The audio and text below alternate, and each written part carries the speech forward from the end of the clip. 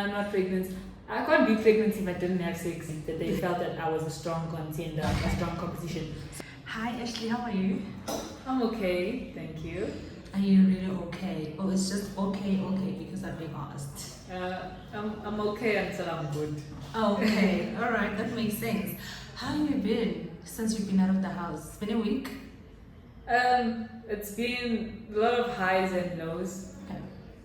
But I think I wouldn't say fans, I would call them family now because of how much they've done for me. They've made it a lot better, and I'm thankful for that. Yeah. And considering how you left the house, I know it's been a week later, you've had some time to think about it, to reflect, but till today, how do you feel about the way you left the house? Very sad. I left in a way where the people that supported me didn't get the chance to vote for me. And I believe that if they had voted for me, I would have shown such a more, happier side to me in the house. But all in all, I was 100% myself. Yeah. And also expected it. I saw it coming. I really did see it coming. To be honest, I'm even so calm right now because the energy is actually dragged out of me. It's dragged out of me. And I can't wait for it to come back. It's dragged out of me. I can see you're not the same, but you know what? We understand. I'm so sad. Still hey. It'll get better. Because that is what people were saying, that, oh my God, couldn't you guys just give us a chance? But it's a game. There's twists and turns that are not expected. You know what I got annoyed? I get annoyed about when people say it's just a game. Not to say you're annoying me. Okay. But no, because you're not annoying me.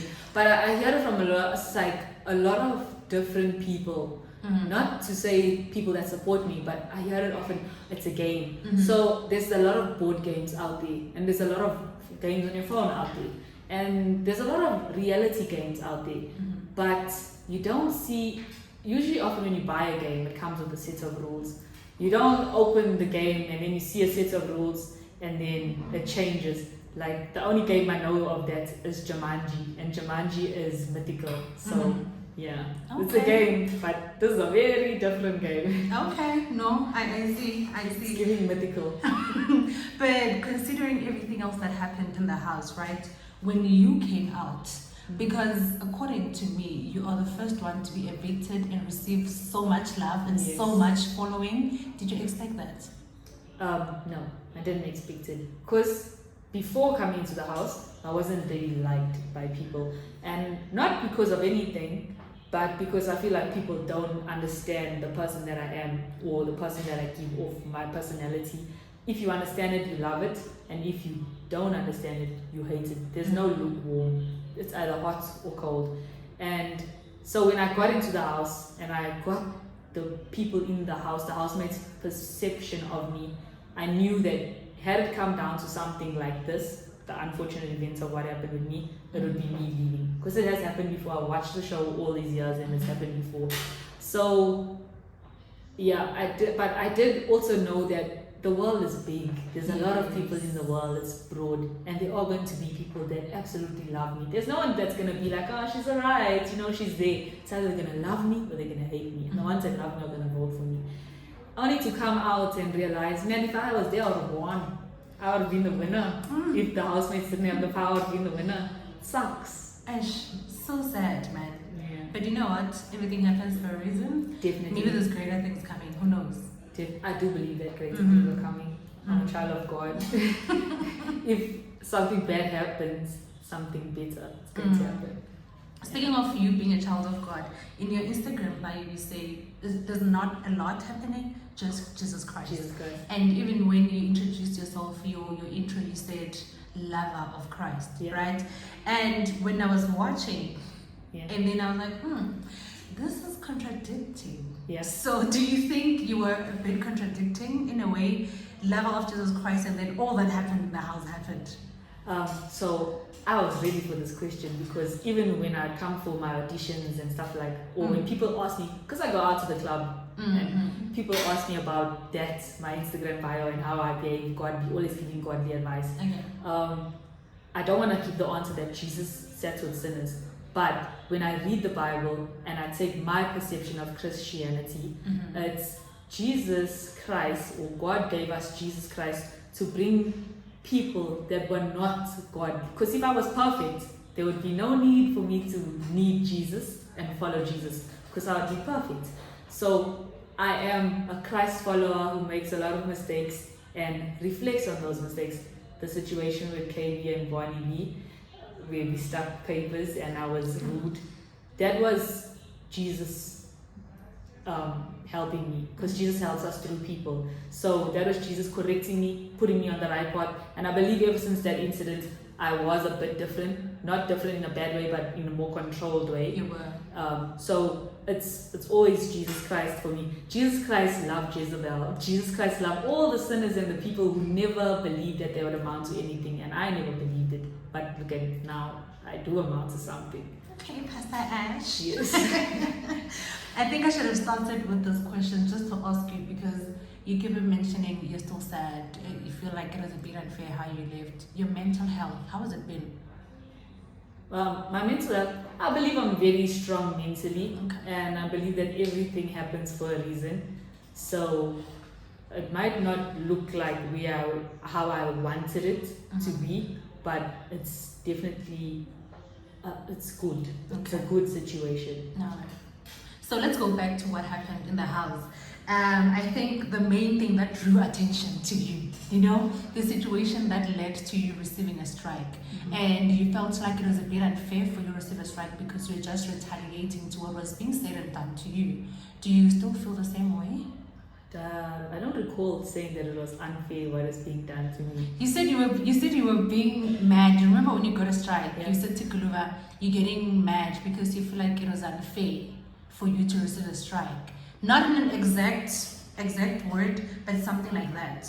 That's a lot of the time people misinterpret the stuff that I say. I had many conversations with Guluva and many conversations with people in the house, but I don't recall saying something like that because it was fair for me to get the strike, because we're on TV and I'm saying something that is absolutely wrong, because what I said was absolutely wrong. So the punishment was well deserved. Yes, I got irritated with the punishment because it's not nice to cut and stick out a whole book the whole day. So, but when you naughty as a child and your parent puts you in the corner or bends the rod and gives you a hiding, it's not nice. And because it's not nice, that's how you learn not to do it again, because it's wrong, because you don't want to be in that situation again. So it was well deserved and I was wrong. Alright, so you felt you deserved it, and definitely. Alright, cool. And considering the fact that you were saying, you might not recall, considering the fact that you said, I'm being myself, this is me, but also I don't just go to people and do what is wrong. Do you feel like maybe the people you were fighting with should have also gotten punishments? The people that I was fighting with? It's Big Brother's house, it's Big Brother's rules. So I accept what he said. In a way, maybe they should have gotten like I don't believe they should have got punished with me, but they should have been acknowledged that it was a two-way fight, not a one-way. Not the fight with KB. That was basically, that was just a me thing, trying to be more friends with Bonnie. So trying to make a friend out of an enemy, but creating another enemy. But we're not enemies anymore. An enemy of an enemy is my friend. KB is actually, KB and I are actually friends now. That's nice. They shouldn't have got punished with me because it was an individual thing. But I'm glad you went and apologized. And after that, I saw a different Ash-ley. You were too careful with what you were saying, to whom you were talking, and how was it easy or difficult for you to do that, considering that you couldn't be more of yourself? I was still myself, just considering other people's feelings more, because I know sometimes I say things I'm not really meaning it that way, but because of the way I speak, it comes off that way. And so I was being more considerate about other people, because I don't like hurting people. It's not, I wouldn't like somebody to hurt me, but I find it funny sometimes when people say hateful things. But I wouldn't like someone to hurt my brother or my sister. Yeah. So yeah.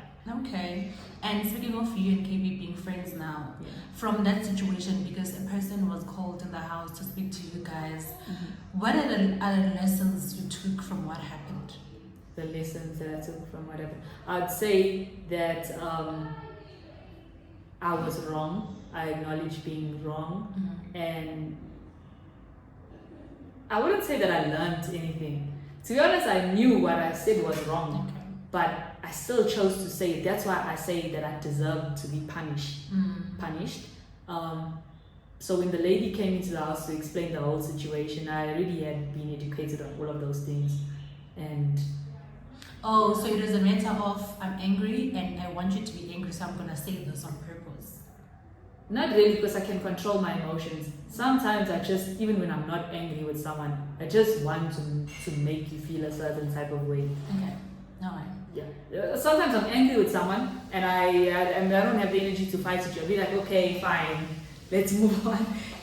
But then I also regret things very soon. I regret sometimes fighting with people very soon afterwards. And that's not how most people are. They'll hold their grudge maybe 2-3 days and I'm done. 20 minutes, I'm over it.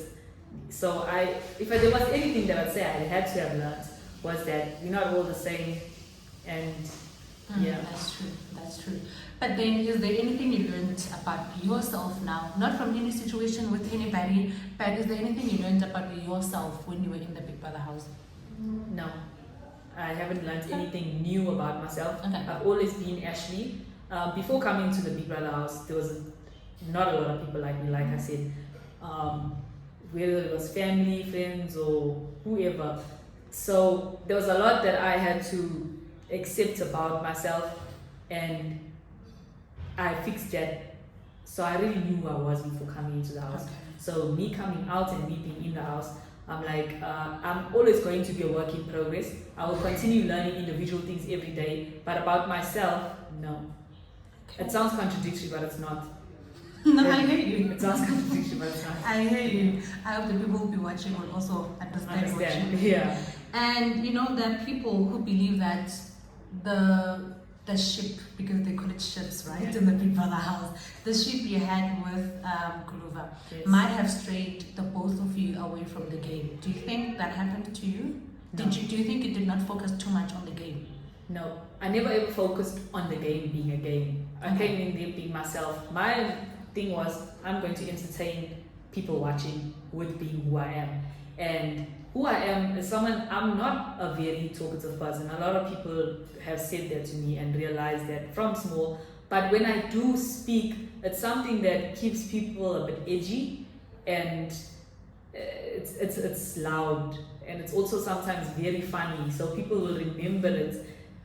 But I don't speak a lot because I don't often have a lot to say. So if I don't have anything to say, I just won't speak.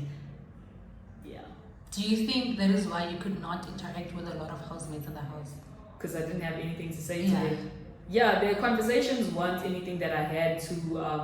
Number one, it was either they had their conversations, I didn't agree with their views and opinions. So to avoid the whole being punished, not being punished for that specific thing, but to avoid being punished for hurting someone's feelings and going further maybe into a fight, I would stay out of certain conversations. Also, a lot of the time I said I didn't gel well and connect with the females because they're emotional. I'd also say sometimes I'm emotional, but I don't know, I didn't feel that. I can't help what I feel, I didn't feel there. Yeah. So, yeah, no. Okay. And you know, a lot of people who watched the show felt like they didn't know you. Like, who is Ash-ley? How did you grow up? And what did you study? How were you outside the house? Because most people came in and said, oh yeah, this is what I did. I had 3 kids, this and that. But with you, it was, did you intentionally be private, or is it a thing of it never came up? Number one, it didn't come up. I always have a tendency of asking people about themselves instead of them telling me and me conversing back, because you need to listen, not only just listen to hear so that you can speak, but so I listened to them, and by the time it came to me, we were tired. Myself, I was tired. And also, I don't often remember bad things that happen to me. I'm like, ish, okay. That I try to always remember the good things of every situation, even this one. Like I'm noticing, I feel like a winner already. So I'm not going to notice the part where, okay, I was evicted by the competition, because they are my competition. I was evicted by the competition. I try not to remember that, but I look at it, okay, I was evicted by the competition, but they evicted the winner. So, okay. Yeah. But okay, now that people are curious, how, like, in short, who would you say, okay, this is Ash-ley, if there's anything you need to know about me? If there's anything they need to know about me, they know all there is to know. They know that I was born in 1998. I'm going to be 27 this year. My name is Ash-ley Ogle. I'm from KZN, from Durban. I grew up in a lot of different cities and I went to a lot of different schools. I have my parents are always in my life. I had 4 grandparents. I have 1 sister, I'm the eldest child, and 3 younger brothers. And you see, that's also why I don't talk about myself, because it's so basic. There's nothing that's bad. Like, I feel, because people come with their stories, hey? People will tell you their stories and you're like, oh, that happened to you? Like, you know, something bad happened to you, the trauma. And then it's now you're gonna come and talk about your basic life. You had nothing wrong in your life. You had your parents, they sought your needs. It's like, I think I should keep my story to myself. So you had a good childhood. Because also there was a thing of, how did she grow up? Why is she always fighting? Why does she speak like that? Your childhood was good. There's nothing bad about it. There's nothing. My parents are still married. They've been together since before I was born, and they kind of young. Okay. So my grandparents, my mom's parents were still married. My dad's parents are still married. So there's no anger issues. There's trauma, nothing. There's no trauma. That's why it's like, what am I going to actually do that makes me feel like I've grown from the situation? I didn't have a rich family growing up, but I definitely had all that I needed, and I don't want to lie and say I had something hard when I didn't. Yeah. Okay, alright. Going to the house, did you have a strategy? Going to the house? No, it was just to be myself. Okay. Because even if I had a strategy, I'd have to like be fake and play that on. And it worked. The energy, I didn't have it. I didn't have the energy. And it worked. Look at how people love you now. I mean, how does it feel to have people who fight for you on X when you're not even there? Yeah, I've never had that before, but I love it. I love it. And I feel like I said, I don't feel like they're fans. I hate that word. Because I feel like a fan is somebody that obsesses over another person. I feel like I've gained family. Brothers, sisters, aunties, uncles, grannies and grandpas, even mothers and fathers. Even I got children. So it's amazing. Yeah. And you were such a good judge of character in the house, eh? Yeah. You were like, hey, is it a gift or is it a thing of, because you don't talk to a lot of people, you sit and observe? How were you so good at judging character? Judging character. I don't know how I'm so good at it, but it's just like, even before, maybe people think that I sit quiet and I'm watching this person, I'm observing, but I could probably just look at you when you come. Not everybody it happens with, but most people, my first glance at you tells me a lot about you. Because even when you were about to leave, you knew. Yeah. Because I told Guluva, and he said it on camera, he was like, she told me this week one of us are going to leave weirdly. So it's like my first glance at you is like, okay. Yeah. This one's about to not annoy me. Yeah. Or be a friend. Okay. So speaking of Guluva, there's no way we could talk about you and the house and not talk about Guluva.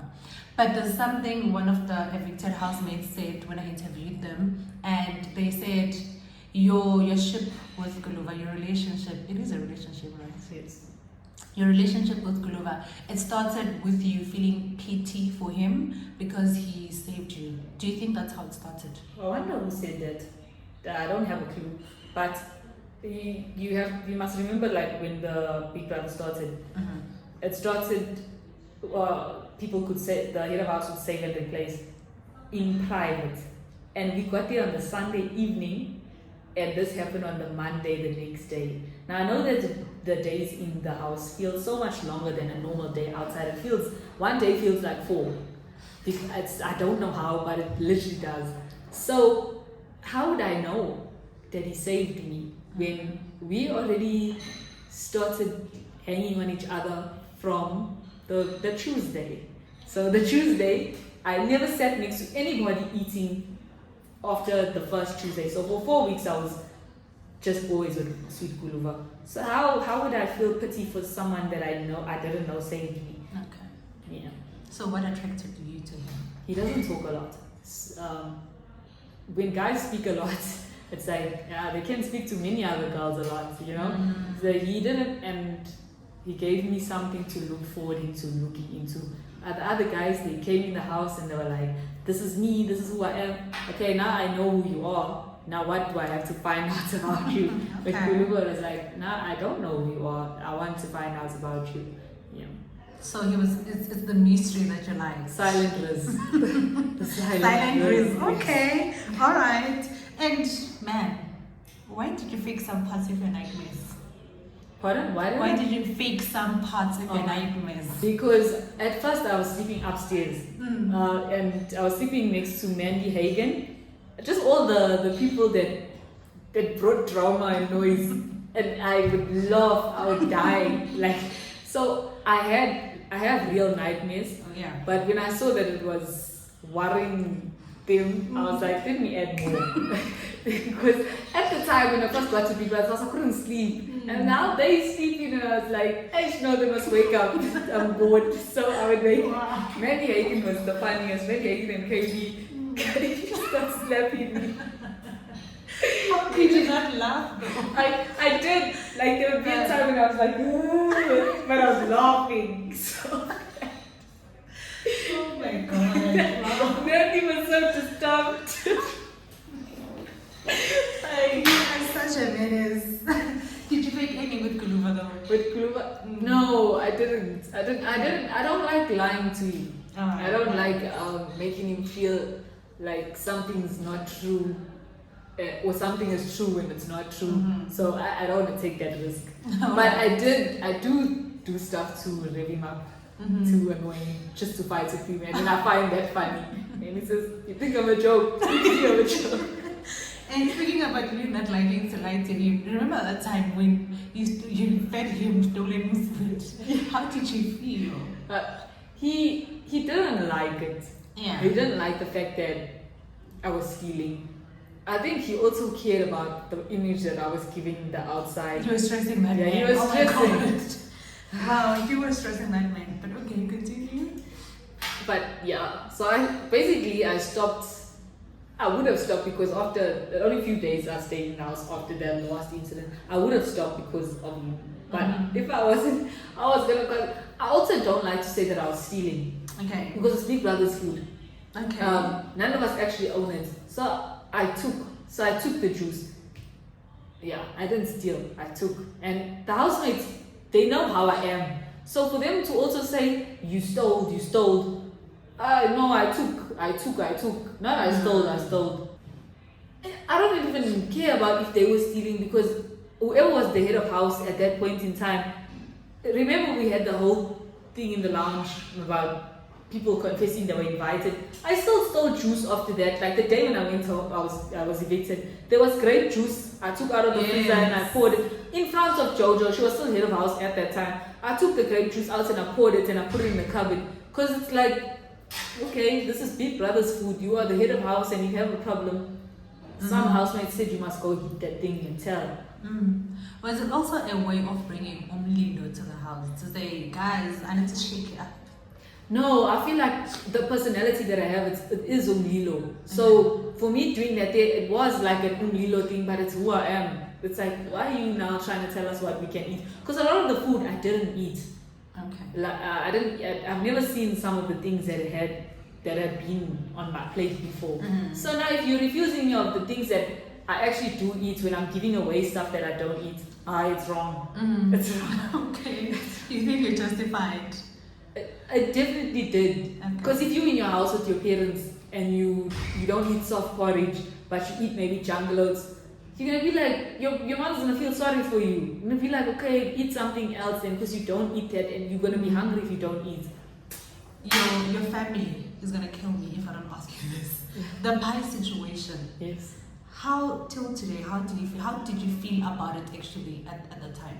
Which Remember when you guys came back from the party and there was a fight about a pie and whatever, and you had a talk about it with Guluva, and you said, you know what, I never start any of these altercations, but people just keep on coming for me, man. Yes. How did it feel? The last party that we had. Yeah. How did it feel for me? If Guluva didn't talk sense into me, because he said to me, we don't eat a lot, both of us, so we couldn't eat 2 pies. Other people would eat both their pies together. So like, let's go put these pies away. So he asked me for a pen to write. I was like, if you write them, because they see it's ours, just because they want to start something, want to get a reaction out of us, they're going to steal them. So he's like, no, let's see if they steal them, put them in. Okay. And because Guluva sometimes you would a little bit doubt the things I'd say. I wouldn't say everything, but sometimes he doubts it. So he's like, no, let's put it, if they steal it, then that would prove to me, it would give me knowledge. Then we took them I was like, now let's put them on top of the bunk where we sleep, the bed. So we put them there, and they were stolen from Nsuku and Mata from me. And while I was stealing it, Guluva wakes up and he looks and he sees there's no pies there. I was like, now even worse, they stole them right from our beds. We were sleeping. They wanted the reaction. And that's when he's like, okay, now I believe literally everything you said. And he's like, no, it's fine. Now we have knowledge that they've stolen our pies. Now we know how to behave going forward. And I didn't know that Swiss was saying something, fighting about the pies that day. But I didn't care either. Yeah. Because nobody would come to me with the fights and directly approach me. What a lot of people would do was talk around me in the hopes that I'd react and say, are you speaking to me? No, you must come to me. And you must speak around. If you're scared, you'll make those comments. If you're not scared, you'll come to me and approach me. Do you think they provoked you on purpose because they knew how you'd react, like you said? Yeah, I didn't react. So they were provoking me in the hopes that they'd get reactions. And they want to try and get you evicted or whatever, disqualified, and stuff like that. Yes. And they didn't win. They didn't win. Well, they did win with Big Brother's game. Well, why do you think they wanted you out so much? Because 2 weeks before, you were sitting. Nobody nominated you. And then when people heard you have the power to evict a housemate tonight, people are like, she must go. So Nate had put it out there once before that Nate and Tyrone, first week and the second week, that they felt that I was a strong contender, a strong competition. So if they go up against me in evictions, there's a strong possibility of me not going home, but them going home. I didn't believe it. Then the head of house challenger came and the people voted for me in to do it. And Nate said, do you see what I'm talking about?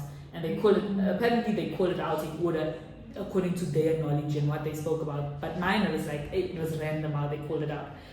So they didn't put me up for eviction because they felt that they'd have a chance of going home with that. But when it was immediate eviction, Tyrone stuck to his word. Nate, not really, because of our emotions with Sihle. But Tyrone and others, Muzi, whoever, they definitely did see the way out. And then Muzi goes and consoles Guluva. Did you see that? Yeah, ish. But it's fine. We must come out of the house one day, all of us. So, speaking about Tyrone and what people said, how do you feel about Mshini and Smith? Please be honest. There's not much I feel about them. I don't have any feelings towards them. Not good, not bad. Now that I'm out of the house, no good feelings, no bad feelings. Okay. They're just people. Okay. Are you sure? They just literally. I don't want it to come across as maybe it's like, oh, I'm trying not to say something about them. They literally just people. Don't care. If it don't mind, don't matter. If it don't matter, don't mind. Okay. And people want to know. Now I want you to clarify this because I mean we heard what we heard as viewers. When you hugged Guluva, when you left, what did you say to him? I said, don't worry, baby. I won't disappoint you. I won't disappoint you, baby. Oh, okay. But I don't know how it got to a point of, nah, I'm not pregnant. I can't be pregnant if I didn't have sex. Like, so now we're questioning, when did it happen? How? Where were we? You know? Yeah. Okay, before we wrap it up, when you went into the house, obviously it was a 50-50 chance. You could win, you could not win. Besides the 2 million rand, what else did you hope you would take out of the house? It's funny that you mentioned it was a 50-50 chance. For me, there were 24 housemates, and I always believe that I always do my maths when it comes to everything. So I said my probability of winning is 1 in 24 because I'm 1 out of 24 housemates. That's a lot when you look at it. It wasn't like there were 10 or 5, there were 24. So what I hoped to have come out of it was to go to the finals because I felt like I could definitely get there. But expectations in Muzi's words is killing the youth. So my expectations killed me. Okay. But coming out of the house and seeing all the love from all the supporters, my family, like my family of fans, my family, it's like I'm a winner. It's literally like I'm a winner. Because if I look at the other housemates that are in the house and the ones that have left the house and I look at myself, I'm like, I'm the winner. How can I be mad about anything? The only thing I can be mad about now is not, doing challenges and having Robertsons and all of those nice, lots of store things. Yeah. Any regrets? Any regrets? None. Because coming out, like I said, I feel like a winner in comparison to any other housemate. And I found Sweet Guluva in the house. And Big Brother was a very nice Jumanji game to play. Wow. Besides Guluva, I know you're going to mention names, so I'm taking it out. Who are you rooting for? Nobody. Oh, wow. Nobody. With your chest? Nobody. Okay. All right. You need to capitalize on this love, on this huge following that you got. What does the future hold? What's the plan? What's the plan?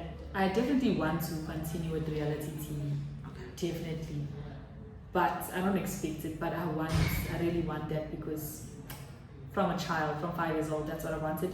And then, of course, it's going to be acting, definitely. And it's also definitely going to be a hair brand, a fashion brand and a hair brand. The fashion's going to be black on black because you guys have seen me wearing black all the time. And my hair, you know my weave story. And then also, most definitely script writing, whether it be movies, adverts, or songs, dreaming out aloud because I'm a dreamer. Amen. Yes. Thank you. All the best for the future. Thank you so much.